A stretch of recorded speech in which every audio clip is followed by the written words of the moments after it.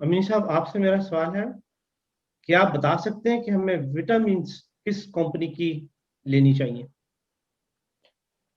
Vitamin लेनी चाहिए, या आप मुझसे पूछ रहे हैं कि लेनी भी चाहिए या नहीं लेनी चाहिए? दोनों ही सवाल आपसे है। लेनी चाहिए कि नहीं लेनी चाहिए? अगर लेनी चाहिए तो किस कंपनी की लेनी चाहिए?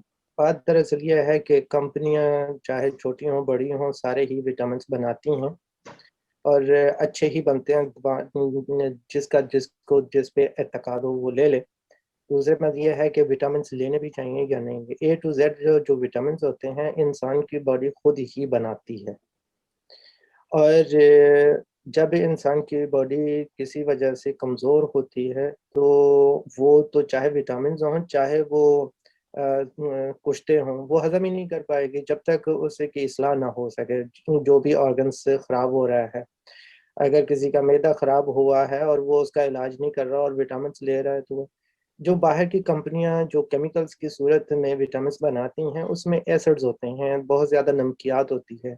नमकियात जो है बॉडी के अंदर इलेक्ट्रोलाइसिस पैदा कर देती हैं। तो ये लगातार तो इस्तेमाल नहीं करने चाहिए।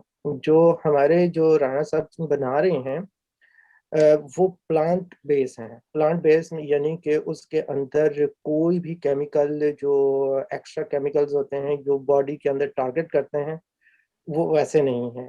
ये प्लांट बेस हैं जो इंसान की इस्लाह तो करते हैं मगर इंसान की बॉडी के अंदर किसी भी सेल को डैमेज नहीं करते, वो लेने चाहिए। ठीक है, जाज़ाकुमुल्लाह।